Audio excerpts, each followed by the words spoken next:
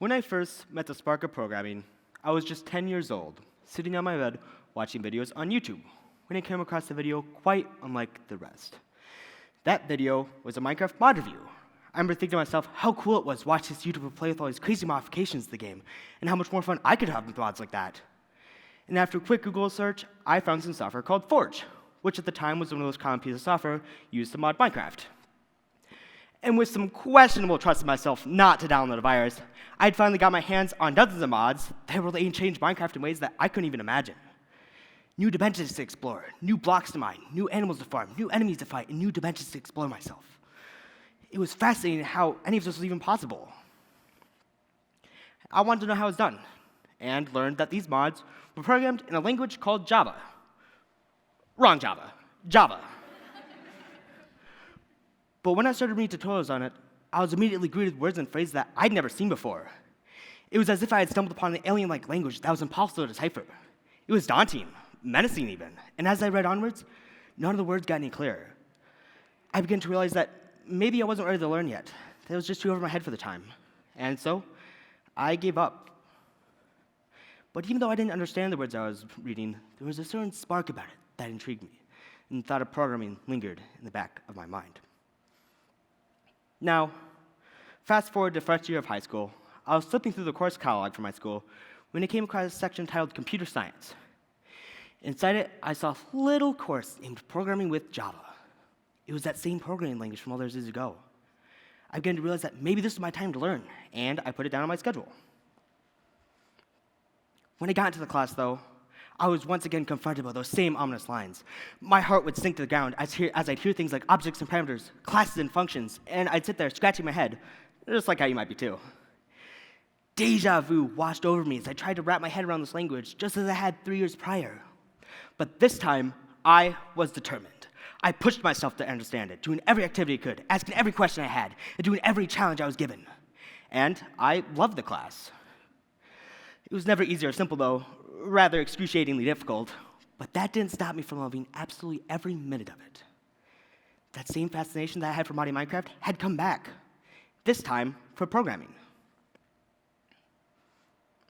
Once class was all done and over, though, a question began to sit over. Questions. How do I apply this knowledge in programming to anything? I saw people making their own things. How do I do that myself? I'd search online for projects and find things like build your own notes program or make your own calculator, but none of them ever sat right with me. I don't want to make something I didn't like. I want it to be something that I could be proud of. It felt like I was back at square one again, lost and clueless, stuck at a standstill, searching for something to make, something that I'd care about. Eventually, I went on to learn another programming language called Python, which, contrary to its name, is not for by snakes. I chose Python because it was known for being nice and easy to read compared to other programming languages. And on the popular voice and text messaging platform Discord, a project began to reveal itself. You see, on Discord, there are these things called bots. Bots are basically computer programs that can interact with their users on the platform. And one such bot was one called Rhythm. Rhythm was basically a bot that played music. Coincidentally, my friends and I had been using that same exact bot to play music while we talked to play games. But there was a problem.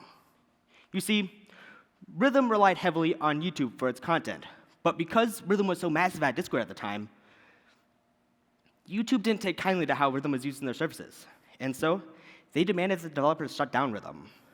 And with Rhythm out of the game, my friends and I couldn't play our music anymore, and I was left with a dilemma. I had two options I could take. I could invite another bot to our Discord server, or I could make my own. Without hesitation, I picked the latter, knowing that this was my time to shine. I began reading up on Discord bot development, and picked out what I would use to make my bot. It was a Python library called discord.py, which provided me some pre-written code that helped making my own bot easier. I'd look for tutorials online, and after a while, I gained an understanding of how everything worked. And when I thought I was ready, I took a go at making my bot for the first time. Piece by piece, line by line, I began building it. But it never seemed to work. Error after error after error. It was like nothing I was trying was working. I slouched down in my chair each and every time in absolute defeat. My fails were starting to get to me. Hours would seemingly go by, but I would never give up. I'd try again, over and over, until one time, it didn't throw an error. It didn't sit there in silence. It worked. It played music. Now, it was nothing pretty. It was extremely clunky, quite inefficient, and if I showed you my code, I'd probably be banned from programming again. But it worked. And as the music coursed through my headphones and into my ears, I sensed a blissfulness begin to build up inside me. And when I tell you catapulted out of my chair, I mean it. If there wasn't a seated mummy, I probably would have launched into space from joy alone. All that curious kindling inside my soul exploded with that one little spark. My own spark. But that spark that I felt for programming isn't the only spark out there. Every single one of you have a spark of your own. Now, maybe it isn't a spark for programming, but it is a spark for something. And that spark is calling out your name. Will you answer its calls? Do that thing you thought you couldn't do. Take up that challenge. Learn that new skill. Do that thing that you enjoy. Let your passion run free. That spark is ready to guide you on a journey, just as the spark of programming had done for me.